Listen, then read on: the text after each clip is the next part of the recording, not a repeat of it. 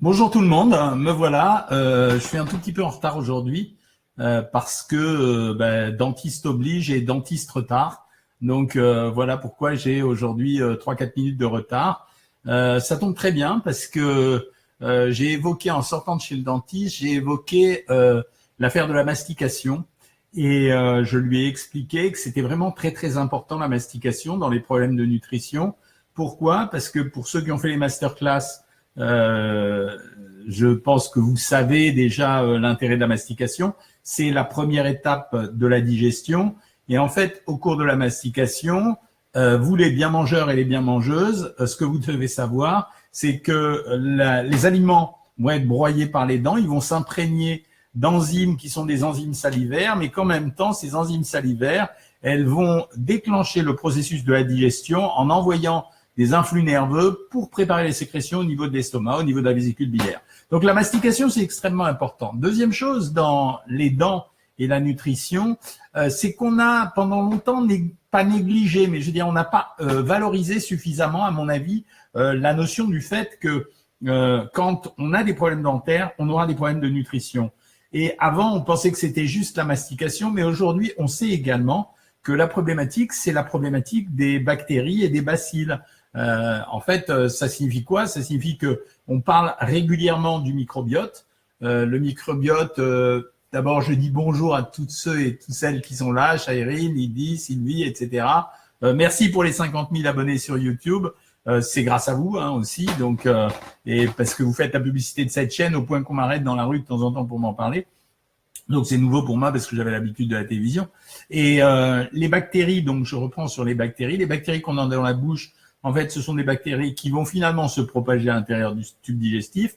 Et on sait aujourd'hui que le microbiote, c'est quelque chose de très important. Pourquoi? Parce que l'équilibre de la flore intestinale semblerait, nous protéger d'un certain nombre de maladies, et deuxièmement, semblerait prévenir l'apparition de maladies dégénératives, Parkinson, maladie d'Alzheimer, etc. Donc j'en parlais récemment. C'était pour expliquer à quelqu'un qui me disait oui, c'est vrai qu'on vit plus vieux, mais on vit moins bien.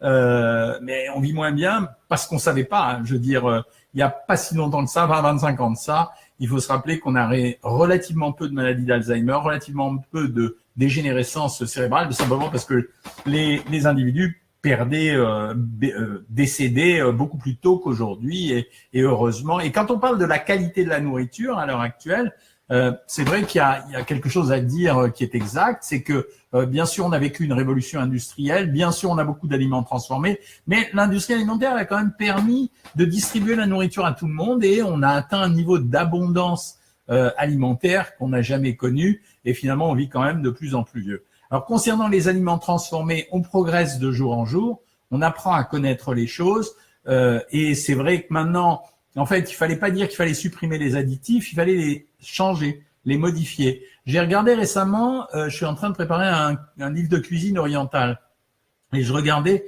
comment on préparait une spécialité libanaise qui s'appelle le labné. Bonjour Patricia, bonjour Domi, bonjour Françoise, bonjour Tite Cathy.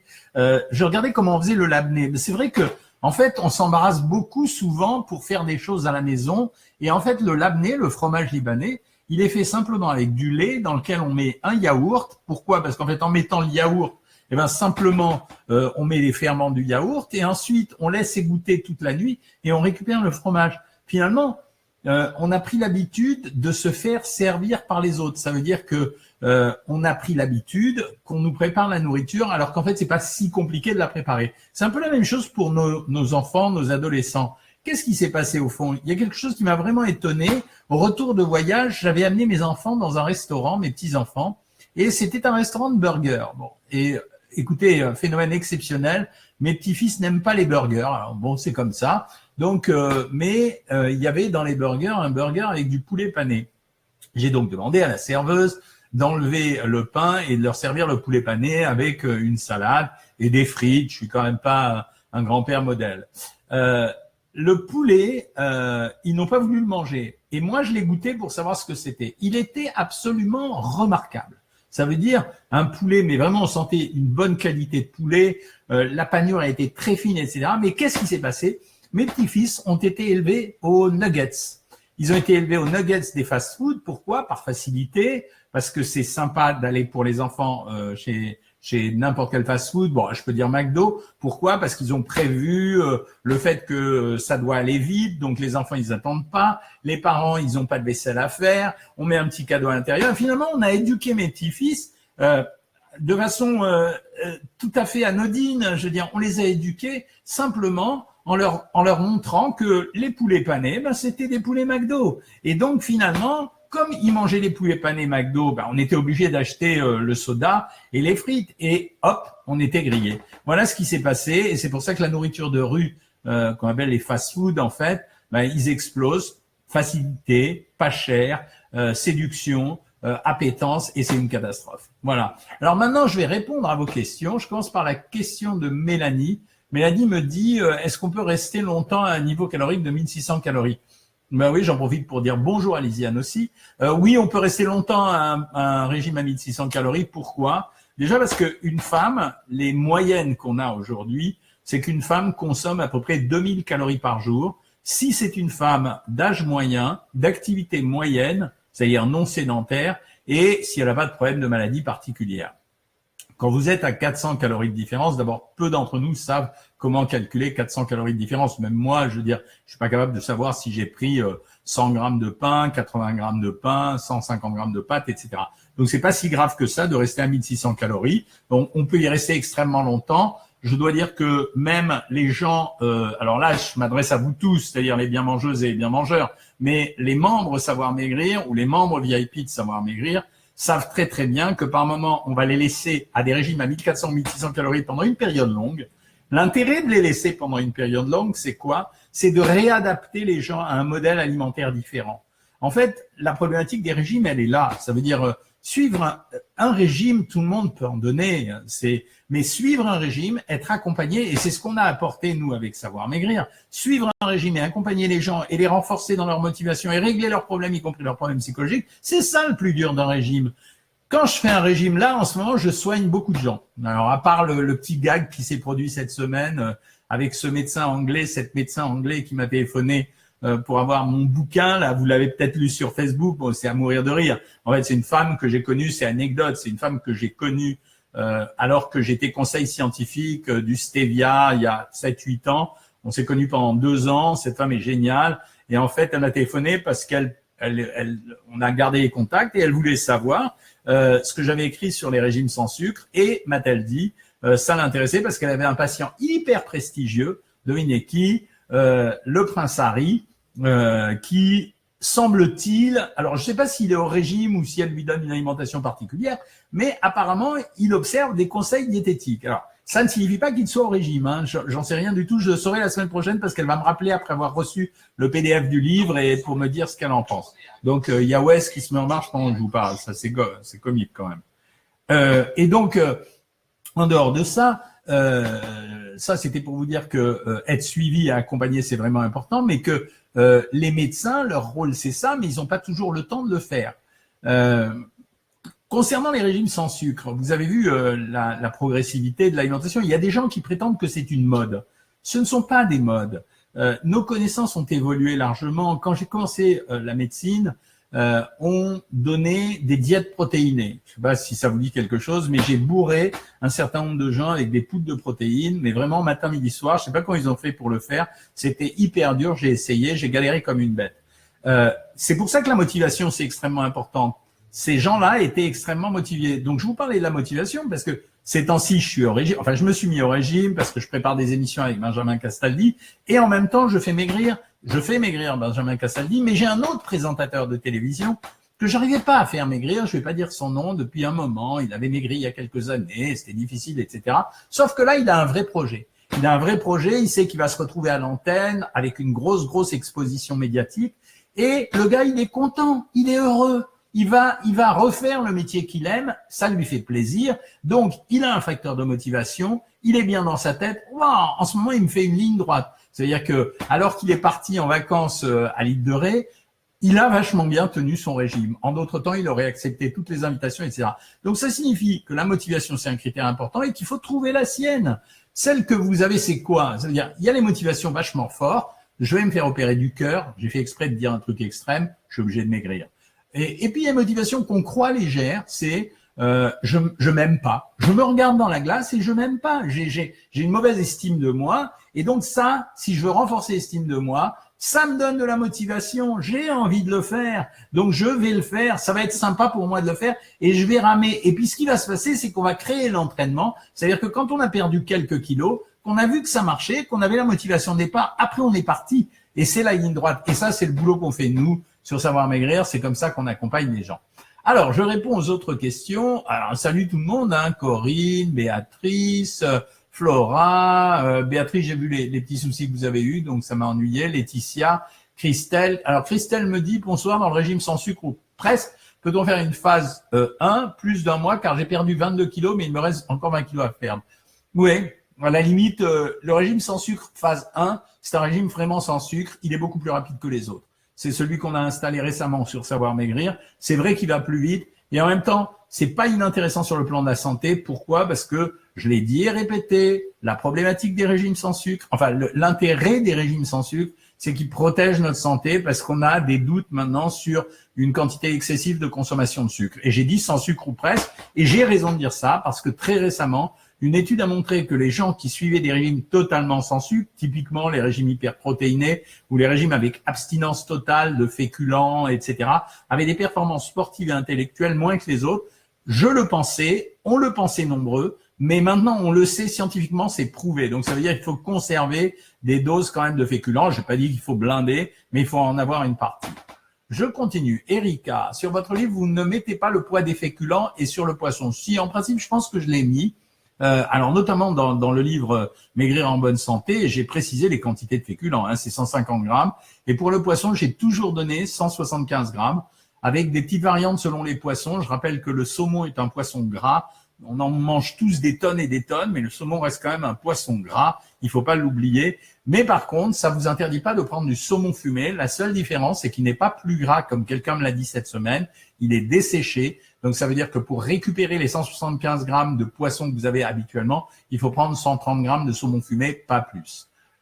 Sylvie me dit, je suis à 1400 calories, moins 17 kilos. Waouh, les filles, vous avez fait un score hein, cette semaine. Là, je sais que vous êtes toutes très détendues pour me parler, parce que vos mecs, ils sont tous devant la télé pour attendre Marseille contre... attendez que j'ai oublié déjà. J'ai oublié. Mais enfin, je devrais savoir parce que ça m'intéressait vachement pour une fois. C'est la Coupe Europa League. Donc, tous vos mecs sont devant la télévision, donc vous vous en fichez, c'est pas grave. Donc oui, vous pouvez, vous avez perdu 13 000 à 15 000 pas cette semaine et vous avez fait un matin, et midi et soir. Oui. Alors, dans ces cas-là, Sylvie, on repasse à 1600 calories pendant quelques temps, juste pour couper les sensations d'appétit. Lisiane me dit, depuis que j'ai entamé ma stabilisation, je reste à 1600, ça me suffit. Et de temps en temps, je me fais plaisir. Je suis à 3 mois de stabilisation. Topissime. On en a parlé il y a très, très peu de temps. On peut rester pendant longtemps à 1600 calories, donc c'est pas un problème pour moi. Vous pouvez même rester toute votre vie à 1600 calories. Dès qu'on dépasse 1200 ou 1400 calories par jour dans une alimentation de type varié et équilibré, ce que nous faisons sur Savoir Maigrir, il n'y a pas de carence. Est-ce possible, me demande Françoise, de perdre 3 kilos dans un mois sans s'affamer? Ah bon, alors là, oui, ça c'est tous les jours. Hein. Donc nous, on a ça tous les jours, Françoise.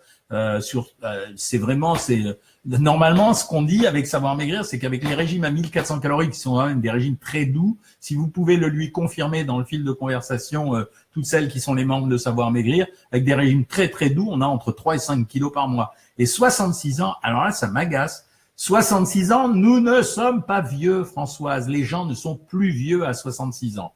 Par contre, si vous avez des boulimies parce que vous avez des soucis de famille, c'est quelque chose qu'il faut régler. Parce que les boulimies sont souvent la réponse, ou les compulsions alimentaires, souvent la réponse au stress, à l'angoisse, à l'anxiété, aux problèmes familiaux, etc. Donc ça, mais on pourra vous aider éventuellement.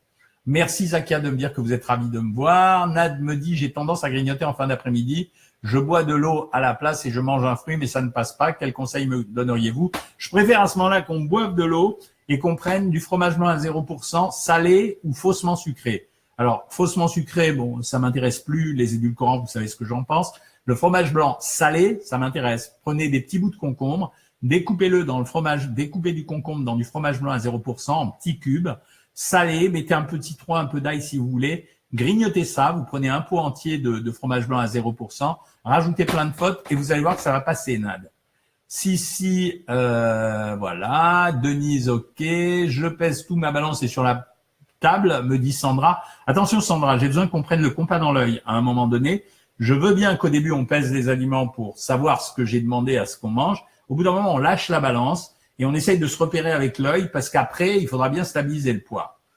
Corinne me dit, docteur, je me suis aperçu qu'au même poids, il y a 12 ans, je paraissais plus ronde que maintenant. Mairit-on différemment selon l'âge? J'ai 54 ans, oui, absolument. Il y a des problèmes de morphologie. Le poids n'est pas le reflet de la morphologie. J'ai des gens qui maigrissent. Pendant qu'ils maigrissent, ils changent pas de forme.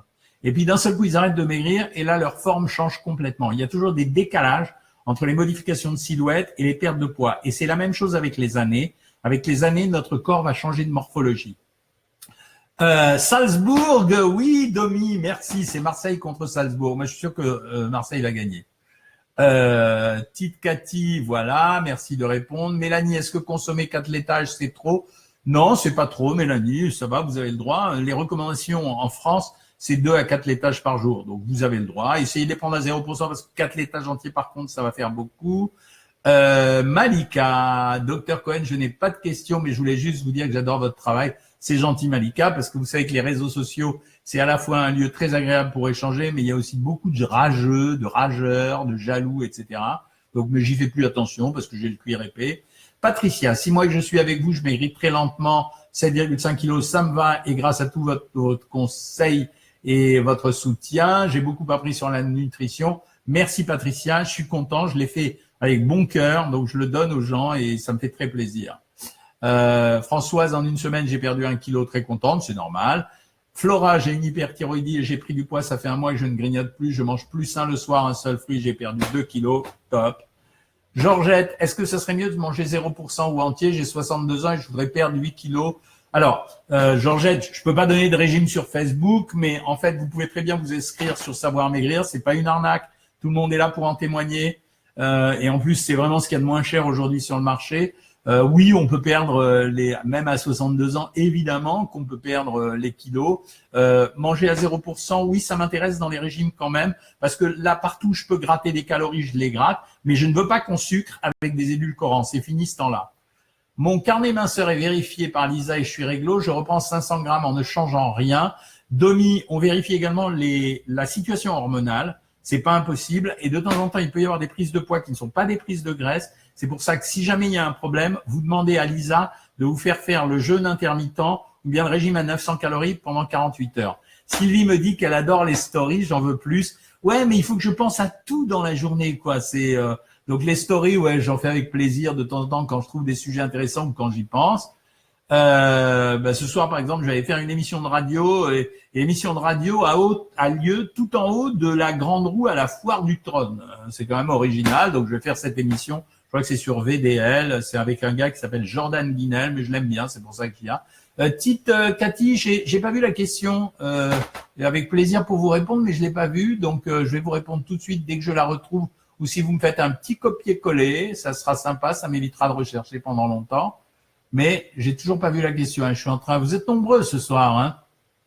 Nombreuses et nombreux. C'est vrai, j'ai oublié. Tite Cathy, j'arrive pas à trouver la question, je la vois pas, donc renotez-la moi et je vais vous répondre tout de suite.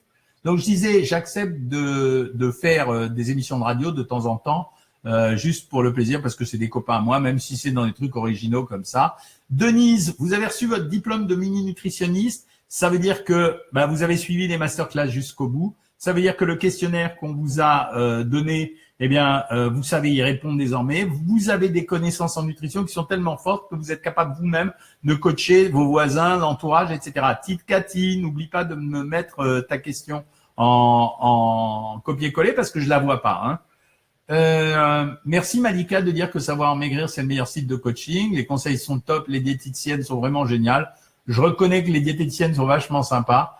Le gâteau chocolat courgette, une tuerie, me dit Patou. Bah oui, parce que en fait, si vous voulez, pour vous confier un petit secret, chaque fois que je demande aux diététiciennes de préparer des menus et des recettes, je leur dis mais c'est des choses que nous devons manger nous, que j'ai envie de manger moi à la maison. C'est pas des trucs raflafla là, avec des noms ronflants, trop compliqués, etc. Je dois pouvoir le manger et je dois avoir à le manger. J'hésitais à faire un régime en ligne, me dit Corinne, mais je ne suis pas déçu, 22 kilos en 7 mois. Bah oui, c'est la démonstration. Aujourd'hui, c'est ce qu'il y a de plus performant, hein.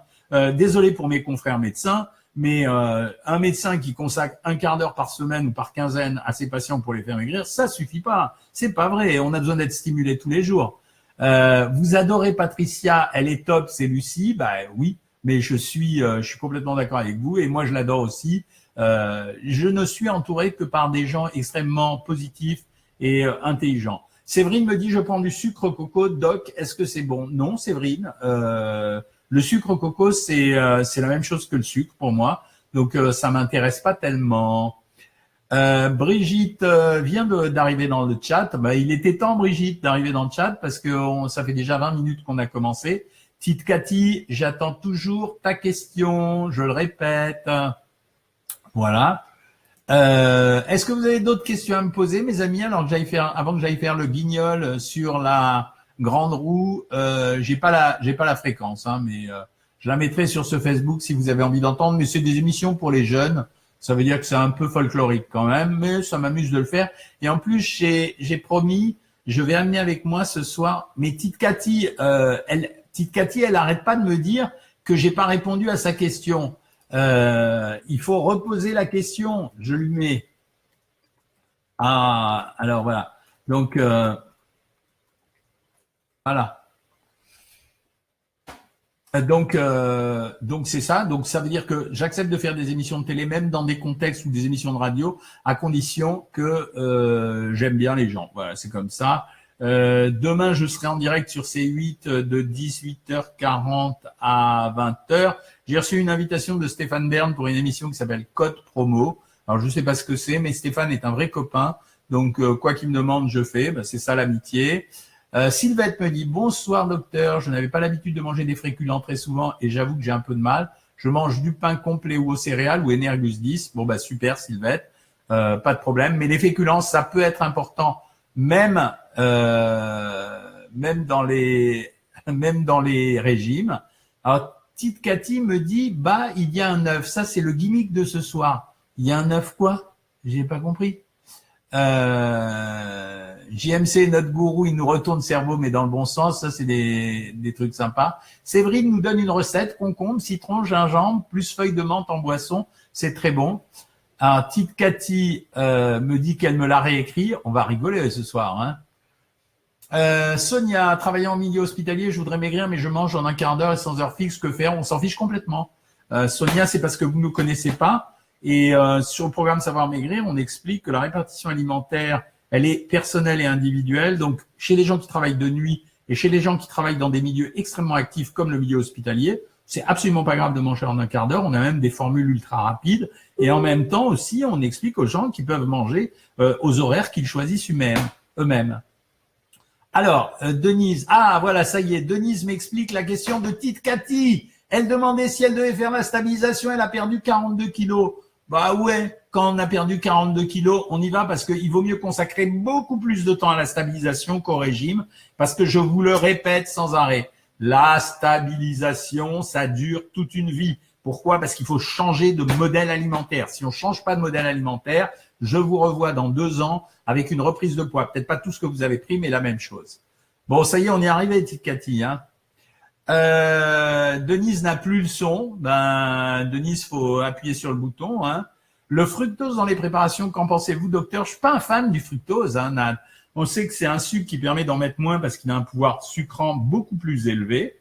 Mais en même temps, le fructose se métabolise beaucoup plus vite en graisse. Donc, si vous en mettez très très peu une fois de temps en temps, ok, mais c'est pas topissime. Patou va entamer sa 5e semaine et n'aurait perdu que 1,5 kg. Alors, Patou, mes diététiciennes sont là pour vous. Hier, on a eu le problème avec quelqu'un. J'ai fait contrôler le carnet diététique et on s'est rendu compte qu'il y avait plein de bugs dans le carnet diététique. Ça veut dire qu'il y avait plus de pain, plus de féculents. Ça allait pas du tout, quoi. Et donc, ça, c'est notre boulot. Donc, Patou, vous allez faire lire votre carnet diététique par votre diététicienne. On va le vérifier. Soit on va le corriger, on va vous dire ce qui va pas, soit on va vous modifier le régime. Il faut mâcher, doc, en 15 minutes, c'est chaud, me dit Séverine. C'est vrai. Mais ça dépend du repas qu'on prépare, Séverine. Par exemple, j'explique régulièrement que les sandwichs ne sont pas forcément des mauvais repas. à condition de composer intelligemment le sandwich. Et quand vous prenez un sandwich, ben, c'est un quart d'heure pour le manger. Ça y est, Tite Cathy. Bonsoir, bonsoir, bonsoir. L'édulcorant est-il mauvais, médias? Ben, je répète ce que j'ai dit dans tous les médias. L'édulcorant n'est pas mauvais. L'édulcorant n'est pas toxique. Par contre, on s'inquiète du fait que les gens qui mettent beaucoup d'édulcorant auraient une tendance renforcée à consommer plus de produits gras. Autrement dit, on tromperait le cerveau sur son envie de sucre. Mais par contre, l'envie de gras, le fait de ne pas avoir la ration énergétique qui va avec le sucre, il déplacerait notre envie vers les produits gras, donc ce serait pas une bonne affaire. Merci pour les compliments sur les masterclass. Alors, Tite Cathy me dit, je suis à 1200, donc je passe à 1400. Exact, Tite Cathy. Pendant un mois, 1400 calories. Sans s'inquiéter si les premiers temps, il y a une légère reprise de poids, ça repartira par la suite. Voilà, mes amis, il est 20h30. Je pense qu'il faut environ 45 minutes pour arriver à la Foire du Trône, parce que notre ville est une ville assez compliquée sur le plan du trafic, hein. Alors, je vous rappelle que samedi, vous avez le jour de la pesée. Je vais republier des stories pour vous faire plaisir à tous. Allez voir sur la chaîne YouTube, il se passe plein de choses. Donc, lisez et regardez surtout cette chaîne YouTube. Pour ceux que ça intéresse, les masterclass, posez la question à votre diététicienne, elle vous expliquera ce que c'est. Je vous rappelle que lundi, pour tous les membres de Savoir Maigrir, nous avons notre consultation privée. Donc, à lundi pour compléter les réponses. Et je vous souhaite une très bonne soirée. Bon match pour ce soir pour ceux qui vont suivre le match. Et bon week-end à tous. Il va faire très, très, très, très beau. Salut les amis.